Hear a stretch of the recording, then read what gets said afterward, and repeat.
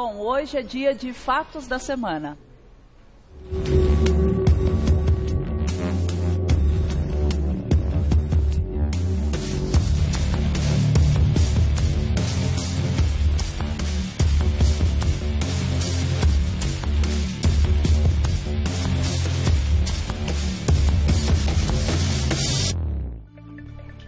O governo de Michel Temer sofreu novas derrotas na batalha jurídica para garantir a posse da deputada federal Cristiane Brasil como ministra do Trabalho.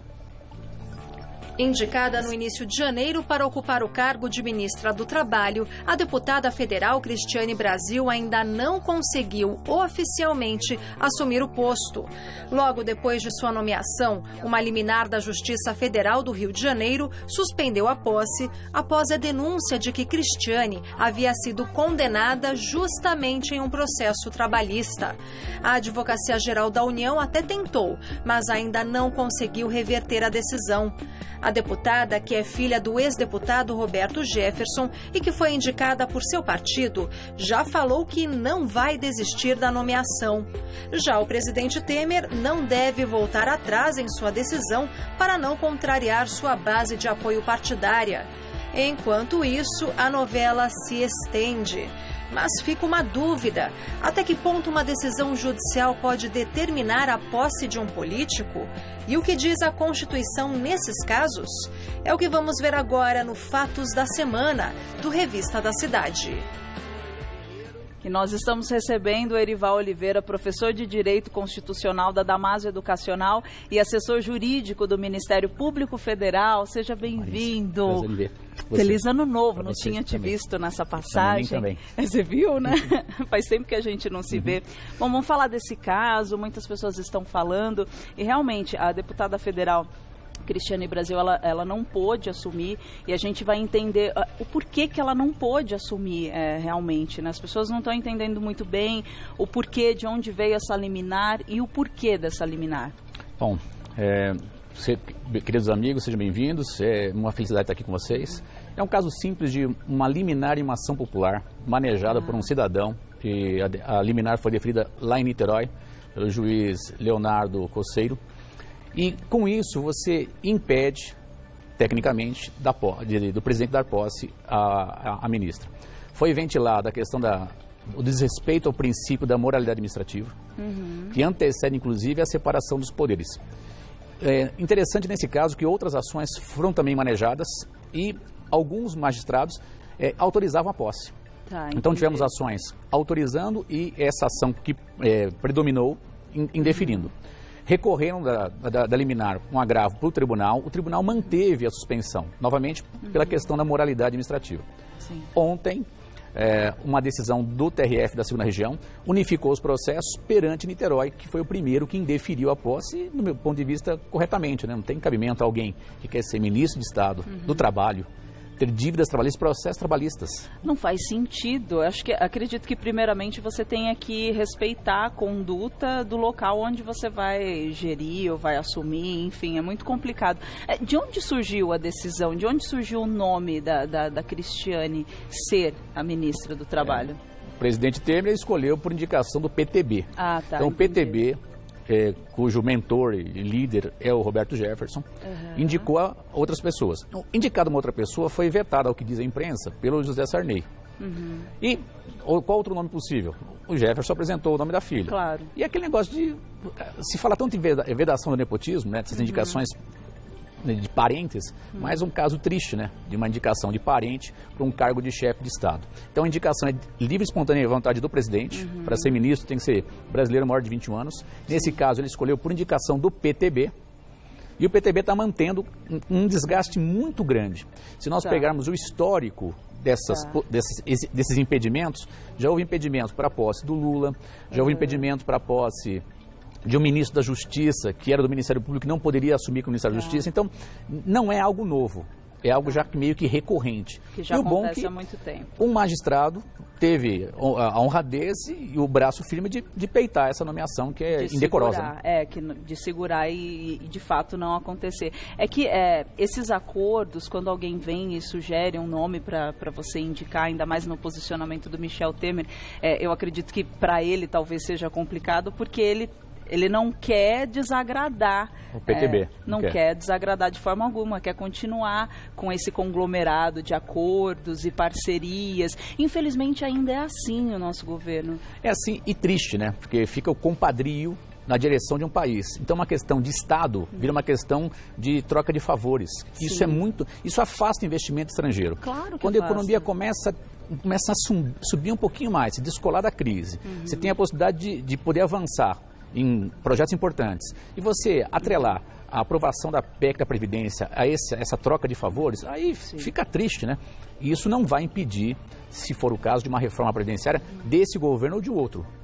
Pelo desfacelamento das contas públicas. Você acredita que seja algo cultural, sempre a indicação a favor de alguém, que seja da família, ou porque você tem um acordo para conseguir algum benefício mais lá na frente? Que o brasileiro está tão cansado de ver esse episódio, mas você acredita que seja cultural? E de onde a gente poderia modificar essa situação para nunca mais acontecer esse tipo de coisa? É cultural desde as capitanias hereditárias, né? Desde os escambos, as nomeações. Então, esse nosso presidencialismo de coalizão... É muito enraizado. É muito enraizado, a troca de favores, talvez seja um indicativo para a gente pensar num parlamentarismo em pouco tempo. Mas tem que ser discutido. O patamar que nós temos hoje é Temer, acorda, né, com o presidente, ou você peita o PTB e fala assim, me indica uma outra pessoa melhor, ou o próprio Roberto Jefferson, olha, um desgaste muito grande para minha filha e vamos sair dessa situação vexatória. Detalhe, o ministro interino no Ministério do Trabalho é um advogado que advogou para Cristiane Brasil e é filiado ao PTB. Então, você, o PTB já está na pasta. O interino é ele alguma coisa. Se você pegar... Já tem uma certa influência da deputada federal, já tem uma ligação, mesmo ela não tendo tomado posse. Isso foi ventilado, inclusive, na decisão de ontem, foi comentado, né?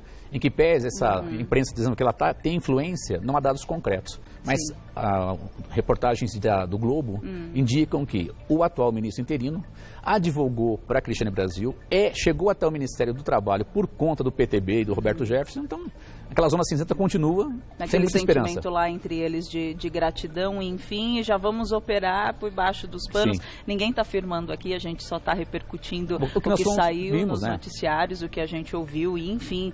Mas é tão complicado a gente ver essa situação. Que pé que está agora? Porque eu vejo que a deputada federal, ela entra com recursos, com defesas, e parece que ela até está negociando essa possível dívida para conseguir tomar posse. Como funciona isso? Ela pagando, de fato, ela pode tomar posse do cargo? A ideia é não ter pendências com a Justiça do Trabalho. Se ela quisesse quitar, uma questão de quitação, mas já tem um precedente negativo, né? Como é que eu vou colocar um ministro do Trabalho que tem pendências trabalhistas, dívidas trabalhistas? Então, moralmente, já está afetado. O melhor seria recuar, mantém lá o interino, nomeia outra pessoa. O país é gigantesco, nós temos milhares, centenas de milhares de bons profissionais, economistas, advogados, contadores da área do trabalho. Põe alguém que possa fazer melhorar a situação trabalhista no Brasil. Não ficar com essa picuinha, né? Vai nomear, não vai nomear. Isso demonstra que o Brasil tem muito que melhorar daqui para diante. Não, tem muito, tem chão ainda. Mas o que eu fico tentando entender é essa briga, porque já foi mostrado que a pessoa tem um histórico não tão agradável, que foge da regra moral, bom senso, enfim, tudo que a gente está dizendo aqui, retratando. E ainda continua essa guerra. Até quando vai? Até quando ela pode apresentar recursos de defesa para tentar tomar posse do cargo? Então nós temos a possibilidade ainda, a depender do caso concreto, vai ficar tudo com Niterói, que já suspendeu, todos os processos similares vão para Niterói. Ainda é possível subir com recurso especial, com recurso extraordinário. Nesse ponto, eles têm medo de fazer subir para chegar no STF com a Carmen Lúcia, porque a Carmen Lúcia é rigorosa nesse ponto, ela não vai concordar com isso. E esse desgaste mais político do que jurídico, jurídico pode se estender, porque abre prazo para contestar o mérito da ação popular, isso pode demorar, não é algo simples, e o governo fica a reboque de uma falta de nomeação para um titular do Ministério do Trabalho. Então nós temos recursos possíveis, STJ e STF, ainda a possibilidade do mérito, próprio julgamento da ação popular lá na primeira instância, e a tendência é demorar, não é rápido, e o governo está se esvaindo, né? Temos poucos meses. O que é demorar? Anos, e aí fica nesse... Vou te dar um dado concreto. Eu já mexi em ação popular de 5, 6, 7 anos. Nossa, é muito tempo. A gente teve um caso recente do diretor do Detran, esqueci o nome dele, não me vem na memória agora, que tinha acumulado 120 pontos na carteira. Também é muito incoerente. É a falta de bom senso, né? Falta de bom senso. Nesse ponto, em todo país que se preze, o setor de informações é importante. Mas há pouco tempo atrás, informações é pessoal que explora o poder, não sei o quê, não sei o quê. Então o que a gente tem hoje em dia esquece a informação para levantamento de dados, para saber quem é esse ministro, se tem antecedentes, fazer pente fino com relação a pendências judiciais, criminais, se tem amantes, casos rumorosos, porque afetam a estrutura do Estado. Claro. Então o pessoal deixou de canto o setor de informações, porque está vinculado à repressão, e fica nessa situação absurda. A imprensa tem que mostrar que certa pessoa não presta para tal ministério. Recentemente, alguns ministros nem chegaram a tomar posse pelos escândalos que a imprensa conseguiu mostrar. Mas você não acha um absurdo você ver essas indicações, essas nomeações? Eu fico pensando no presidente Temer ali. Ele olha, ele averigua, não sei se ele tinha conhecimento desse caso, e aí faz a indicação. Não faz sentido nenhum. Aí a população e a imprensa que precisa rebater, ou a ação popular, que você falou mesmo, que vai, um cidadão comum ou entra com um recurso, fala, não tem como. A gente que precisa ficar de olho no trabalho de uma outra pessoa que tinha que estar exercendo esse trabalho, e não nós, tanto porque, claro, nós não elegemos o Michel Temer, né? Mas em outras situações, você elege um candidato para ele executar um determinado serviço sem que você tenha que ficar desconfiando desse tipo de trabalho. Absurdo, e não se esgota o campo jurídico na ação popular. Uma vez nomeada, ele nomeia, digamos que eles consigam reverter todos os processos lá na primeira instância, consigam nomear, ou no STJ consigam nomear. Ainda é possível dessa nomeação uma ação direta no Supremo, chama-se ADPF, que é a arguição de julgamento de preceito fundamental, porque é um ato normativo secundário, podendo questionar inclusive a posse se ela tomar posse ainda. Tá. Pode dizer, não esgotou na ação popular. Ainda é possível uma ação lá no próprio Supremo Tribunal Federal. Como que fica o posicionamento do presidente Michel Temer diante essa situação? Porque ele indicou, é uma indicação errada, pelo que todos nós estamos vendo. As nomeações para ministros de Estado são atos privativos dele, que ele pode nomear e, ao mesmo tempo, revogar aquela nomeação numa canetada. A gente chama de nomeações ad nutum, por confiança. No mesmo dia que ele nomeou, ele pode rever aquela nomeação, nomear outro. É o que está faltando nesse caso. Tá, entendi. Então, assim, ele pode rever toda a questão e falar, olha, me enganei. Para o bem do país. Mas sabe o que eu penso, assim, ainda mais nesse cenário político que a gente está vivendo? Está todo mundo muito desconfiado. Realmente você não consegue confiar em todos os políticos, e não estou dizendo que não existam políticos bons. A gente sabe que existe. Aqui não está muito em evidência, infelizmente. Será que não teria que ter um departamento, de repente, que fizesse toda uma investigação em relação... Isso já existe ou não? Porque você falou que tem a questão de ser por confiança, de você confiar na índole da pessoa, não só no trabalho propriamente A Presidência da República tem à sua mão a Agência Brasileira de Inteligência. Então ele poderia conversar com o general X, olha, eu quero saber um levantamento dos dados dessas pessoas que eu pretendo nomear. No mínimo. Levantei, essas aqui estão limpas do ponto de vista de antecedentes. Vamos conversar com os líderes dos partidos? Ou simplesmente, senhor, de líder do partido tal, me indique alguém que não tenha pendente judicial para que eu não fique nessa zona cinzenta e é vergonhoso. Demonstra ausência de poder de fato para governar o país. Parece que eles só olham para si mesmos, né? Há muito tempo, não, né? Parece não, eu tenho certeza absoluta e posso falar assim, com propriedade. O que a Constituição diz desse tipo de atitude? Existe a separação dos poderes. Sim. É privativo o presidente nomear quem ele quiser. O judiciário, uma vez acionado, pode impedir essa posse, como acontecia anteriormente.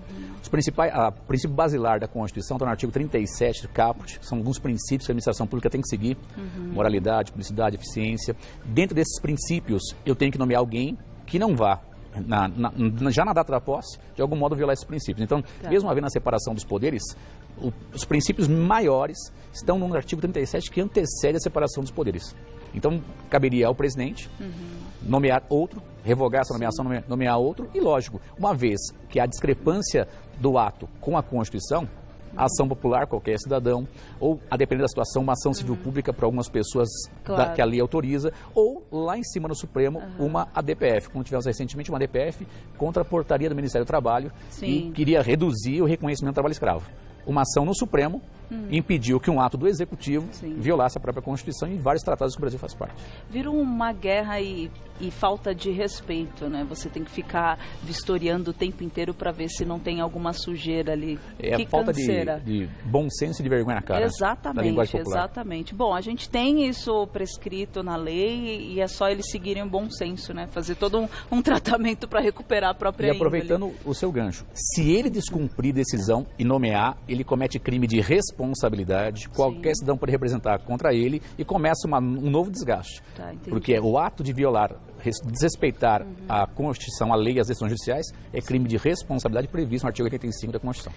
Olha, quero muito agradecer a sua participação. A gente fica de olho vendo se sai dessa situação mesmo, se as coisas ficam mais claras para a população, porque realmente o povo brasileiro está bem cansado de passar por esses momentos, esse cenário político tão tortuoso. Quem quiser entrar em contato com o Erival Oliveira, é lá no Twitter, @prof_Erival. É isso, né? Muito obrigada, tenha um ótimo dia. Obrigada pelos esclarecimentos. Obrigada, feliz ano.